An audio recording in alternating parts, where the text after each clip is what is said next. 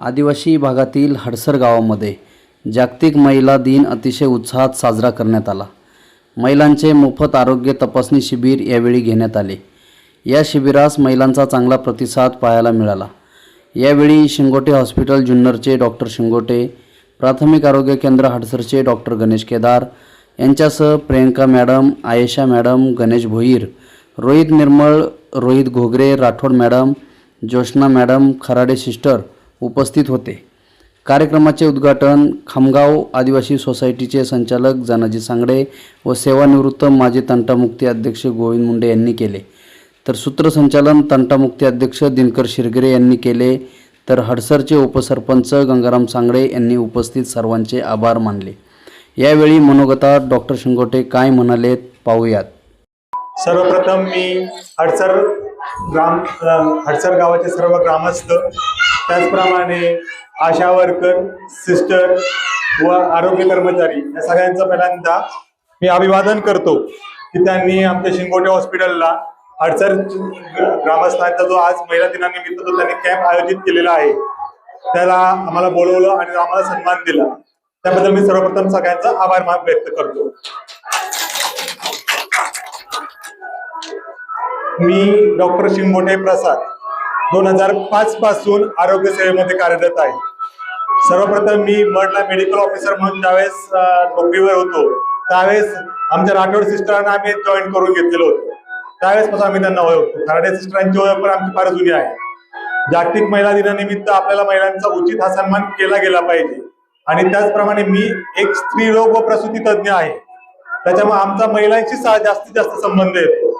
तर महिलांना आपल्याला लहान बाळापासून बघितलं की तर लहान मुलींपासून किशोरवयीन मुलींपासून त्याचप्रमाणे गरोदरपणामध्ये तर म्हाताऱ्यापर्यंत लोकांपर्यंत आपल्या महिलांमध्ये बऱ्याच प्रमाणात समस्या असतात की ज्या बऱ्याचदा निग्लेक्ट केल्या जातात। सर्वप्रथम मुलगी झाली की सासूबाई नाक मुरडते, मुलगी का झाली, पण नाक मुरडणारी ही लेडीज स्त्रीच असते आणि पुरुष वर्ग मात्र फारसा नाराज नसतो। मुलगी झाली त्यांना आनंद असतो।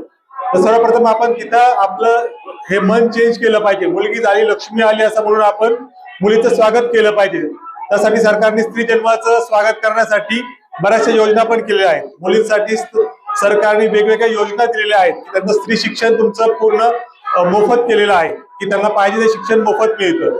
त्याचप्रमाणे किशोरवयीन मुलींच्या समस्येसाठी शाळांमध्ये, कॉलेजेसमध्ये आमचे लेक्चर्स पण असतात की कधी उमलताना किंवा किशोरवयीन मुलींना काय मार्गदर्शन केलं पाहिजे की मासिक पाळी संदर्भात काय केलं पाहिजे, या संदर्भात पण आमच्या गोष्टी आम्ही सांगत असतो।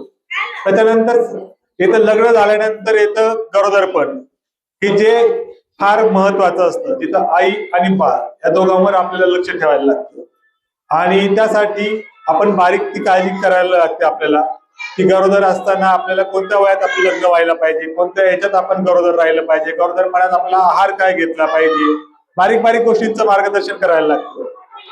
त्याच्यानंतर आपली डिलिव्हरी उचित कशी होईल यासाठी सिस्टर लोक, आशा वर्कर तुमच्या पाठीशी नेहमी उभे असतात की सगळ्या गोष्टींसाठी ते मदत करत असतात की सरकारी दवाखान्यात प्रॉपरली कसं नियोजन करता येईल, सरकारी दवाखान्यात काही प्रॉब्लेम आला, अडचण आली तर पुढच्या दृष्टीने पुढे कुठे तुम्हाला न्यायला लागेल, पुण्याला जायचं असेल किंवा प्रायव्हेटला जायचं असेल तरी ते कसं कमी खर्चात बसवता येईल याचे तुम्हाला ते वेळोवेळी गायडन्स करत असतात। हे सगळं झालं, आपलं गरोदरपण गेलं, तरुणपण झालं, आपलं पायी जाण्याचा वेळ येतो। पायी जाण्याच्या वेळेमध्ये मग थोडेसे हॉर्मोनल चेंजेस होतात, अंगावरून जास्त जाणे, ब्लिडिंग होणे किंवा गर्भपिशवीच्या संदर्भात समस्या निगडीत होणे, गर्भपिशवीच्या गाठी येणे, अशा काही समस्या निर्माण होतात। त्यावेळेस परत स्त्रियांच्या आजाराला फार महत्व राहतं। या प्रत्येक गोष्टीमधून आपण कसं बाहेर पडलं पाहिजे आणि लहान बाळापासून तर म्हातारपणापर्यंत काय वेगवेगळे आजार असतात स्त्रियांचे याबाबत आपण वेळोवेळी मार्गदर्शन घेतलं पाहिजे।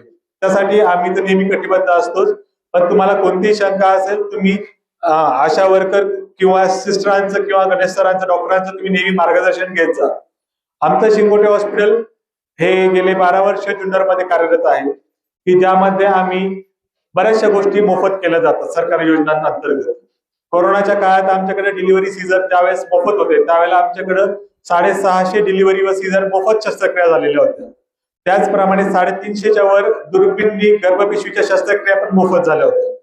नंतर नियम बदलले, निकष बदलले, काही गोष्टी सरकारने स्कीम मधून बाहेर केले, परत काही आता नवीन गोष्टी स्कीम मध्ये 4 दिवसापूर्वी चेंज झाल्यात, परत काही गोष्टी स्कीम मध्ये आलेल्या आहेत. तर महिलांसाठी जेवढे शक्य असतील तेवढं आमच्या हॉस्पिटलमध्ये आम्ही मोफत सेवा देण्याचं कार्यरत असतो. याच्यामध्ये आपल्याला किडनीचे आजार असतील, मूतखड्याचे आजार असतील, ह्या पूर्णपणे मोफत शस्त्रक्रिया केल्या जातात. आता कालच आमच्याकडे ऍक्सिडेंटचं पेशंट होतं, खामगावचं पेशंट होतं, गणेश किडनीमध्ये ऍक्सिडेंट झाला होता. महिलेचं मांडी तुटली, पायाचे 2 फ्रॅक्चर झाले. ऑपरेशन पूर्णपणे आमच्या हॉस्पिटलमध्ये मोफत झालं. 3 दिवसापूर्वी पेशंट कुठली होती? कॅन्सर, मुंबईची पेशंट मला वाटतं, स्तनांचा कॅन्सर होता, डाव्या स्तनाचा कॅन्सर होता. तिचं पण ऑपरेशन आमच्याकडे बुधवारी पूर्णपणे मोफत झालं. आणि एक मंदा मांडे नावांशी सांगतो पेशंट की जी पूर्णपणे कॅन्सर मुक्त झालेली आहे. त्याच्यानंतर आशा मस्करी कॅन्सर मुक्त पूर्ण झालेली आहे. बडपारगावची पेशंट, 2 पेशंटची मी नावं सांगतो की ज्यांच्या छातीच्या स्तनांचं ऑपरेशन आमच्या हॉस्पिटलमध्ये झालं. किमोथेरपी आमच्याकडे झाली.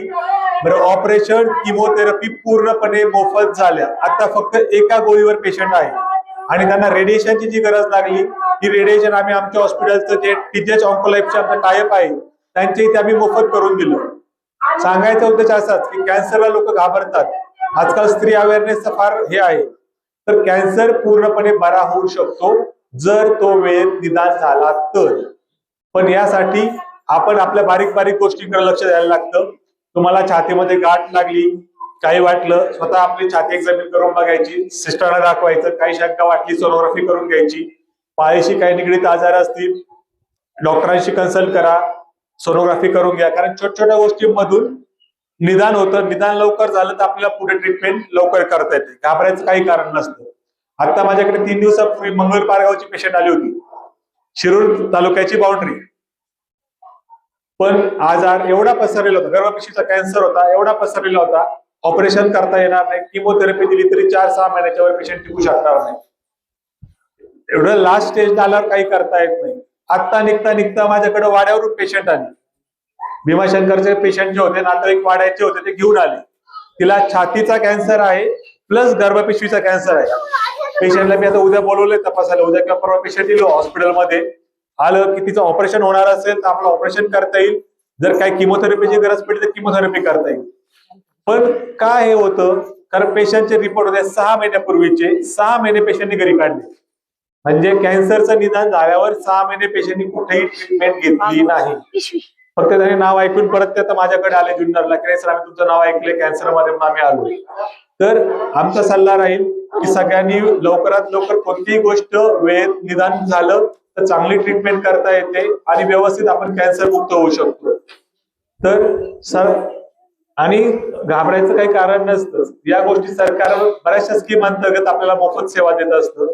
ज्या आमच्या हॉस्पिटलमध्ये मोफत असतात त्या आमच्याकडे होतात, ज्या आमच्याकडे होऊ शकत नाही त्या आम्ही कमी खर्चात करायचा प्रयत्न करत असतो.